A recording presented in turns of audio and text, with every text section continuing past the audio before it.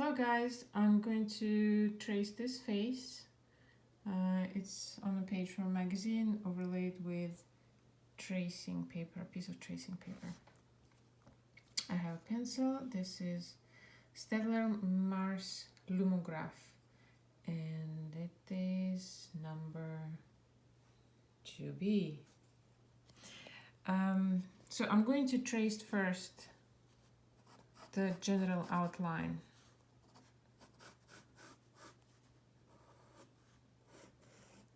It's a study, so it's not a finished drawing, so I'm not fussing too much about what kind of line I'm using, so I'm just roughly hacking through it. I'm literally tracing it. So general outline.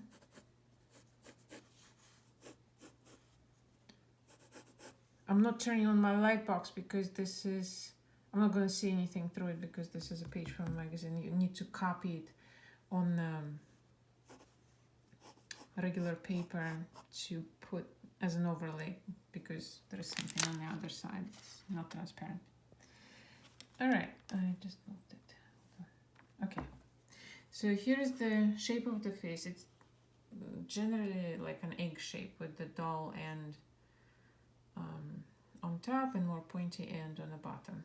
Right, so whilst I'm tracing it, I'm also, so this, the neck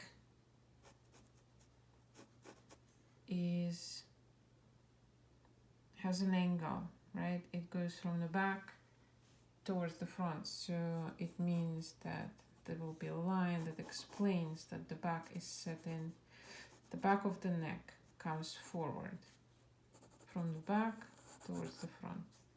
So this is what that is. It explains that relationship, spatial relationship. So general proportion, we're going to say that the hairline is about over there, and so roughly three equal parts. One goes from hairline to the bridge of the nose, or like roughly, one, and then the other part from the bridge of the nose to the end of the nose, that's two, and the part three is from the end of the nose to the end of the chin.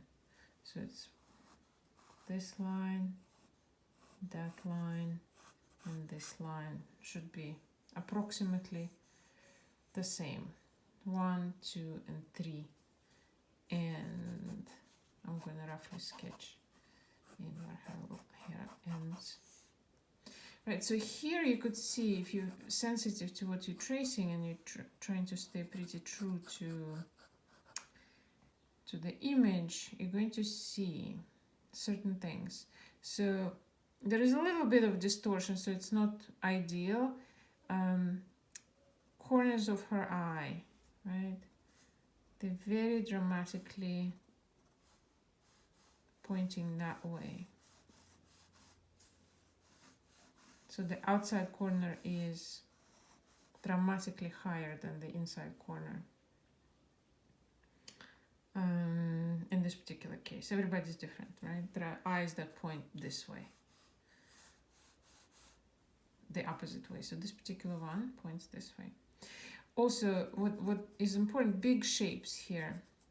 So her height, the cheekbones are touching the skin approximately here, right? The highest point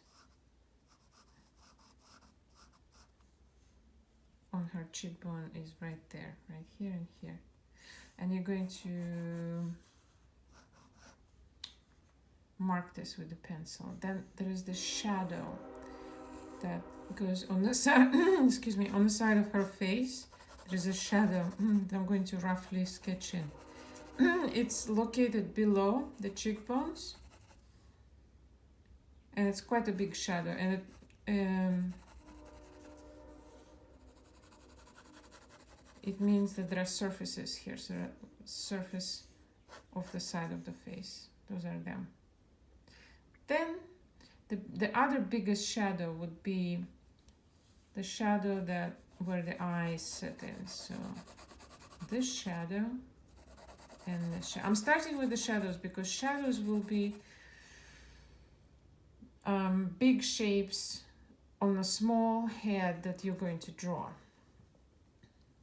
Right, so you're not going to go to eyelashes immediately. Instead, you're going to mark where those big the eye sockets are, and they approximately right there, so below the eyebrow,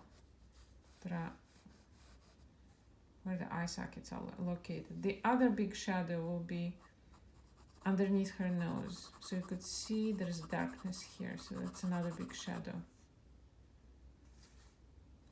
Remembering the tip of her nose will be somewhere here, and the other shadow will be underneath her lip, and I'm going to curve it that way. And of course the other big shadow shape will be underneath her chin. It will have some kind of shape, but I'm just sketching it roughly.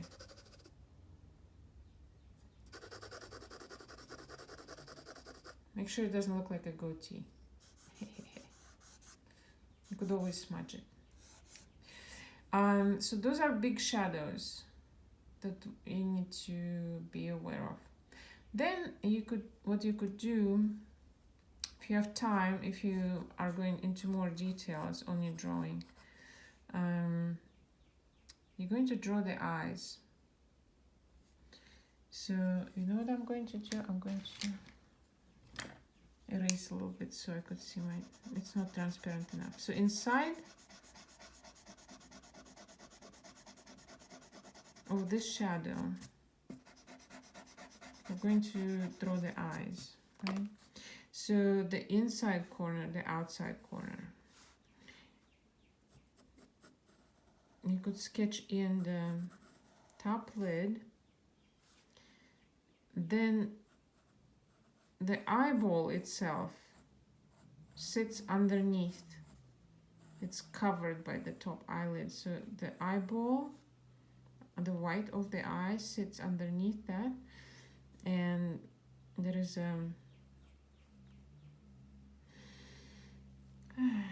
English.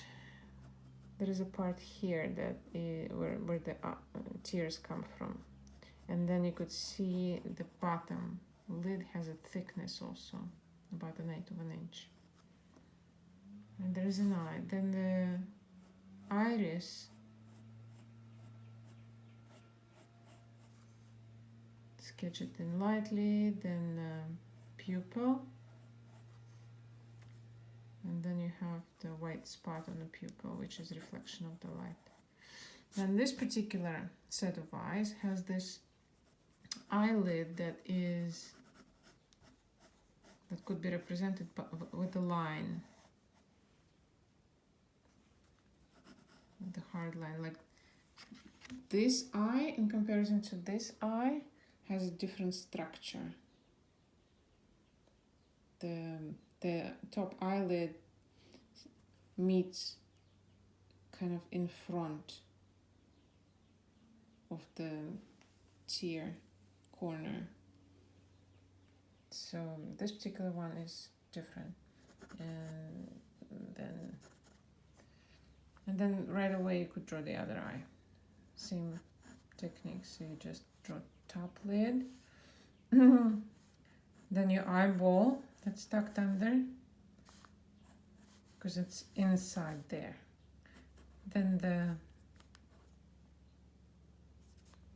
tear spot, and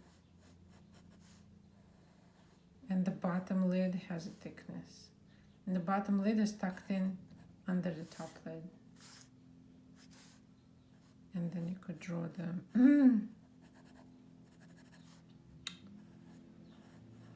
the iris, the pupil, and this particular one has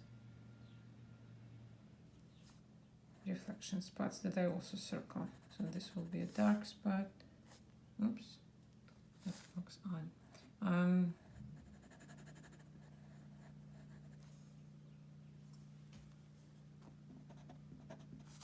section.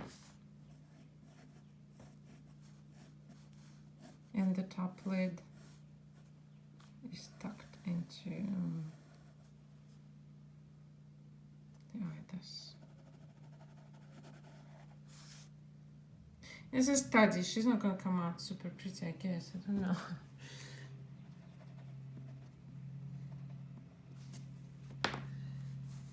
So the tip of her nose is rounded, slightly rounded shape. You don't have to draw it out. Just kind of touch it so you know it's there. And then the wings of her nose are approximately where her eyes end. So if you drop the line from here to here, it's approximately points to the width of her nose, right? And then all those lines are imaginary anyway, so they don't exist in reality. Then I'm drawing the part of her nose that is attaching this to the upper lip and flaring out her nostrils a little bit inside there. Then her eyebrows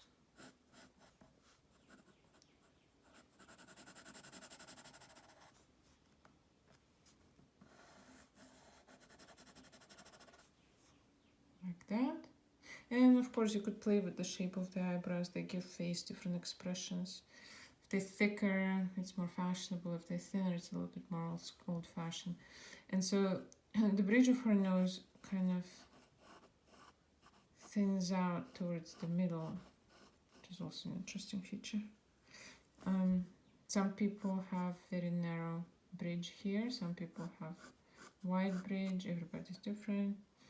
So hers narrows right somewhere in the middle, and then there's a little bit of shadow at the corners of her nose. Right, the darker shadow would be underneath here, and then there is a little bit of volume that kind of wraps around from the end of her eyebrow into tucked into the space under the lid. And you could draw it out.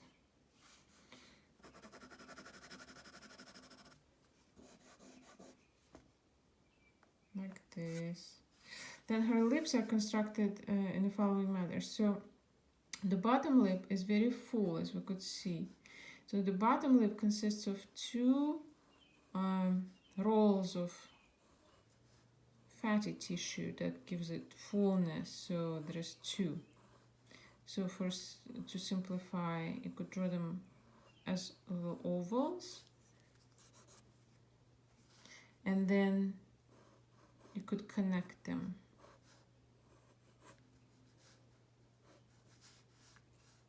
Right, so this would be your bottom lip. The upper lip has one roll of fat in the middle, and this little dip in the middle, and then you could turn it over and connect it.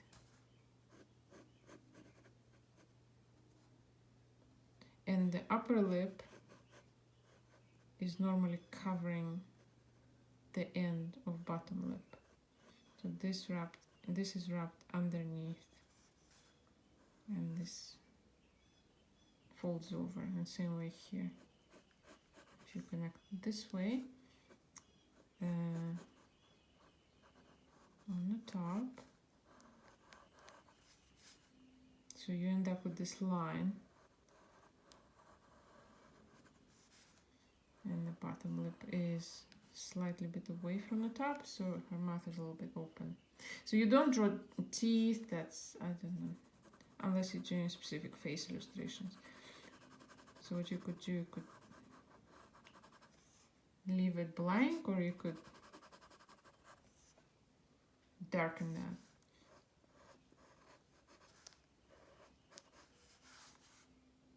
And again, this is tucked under the top. and there is the shadow, don't forget. And then you have a chin. It rounds off this way. Sometimes there is a little dip here, sometimes there isn't. Up to you. So the jaw line, you need to keep in mind that it ends, even though her jaw is very, very thin and slim, because she's a girl, on the girly side, I guess. She looks very androgynous, but on the girly side. So you don't want to accentuate where her jaw is. If you start drawing this line really thickly, she starts growing a really hard, palpable jawline. If you doing it really softly, then you have expression of softness on the other hand. See a little difference? This soft, this a little hard. So theoretically it ends somewhere there, yes, and you could round it off, or you could soften it and make it less noticeable, and then it gives the face softer expression. And for the purposes of fashion illustration, this is the basic of it,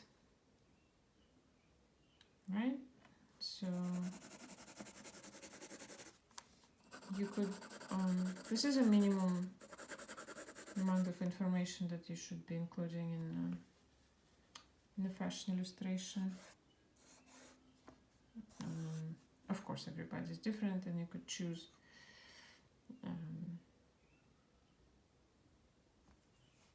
different set of features, but you want to know about these things, so you're aware. So when you're omitting something, it's almost like you're emphasizing what you're omitting. So also there is such a maxim, it's called less is more, but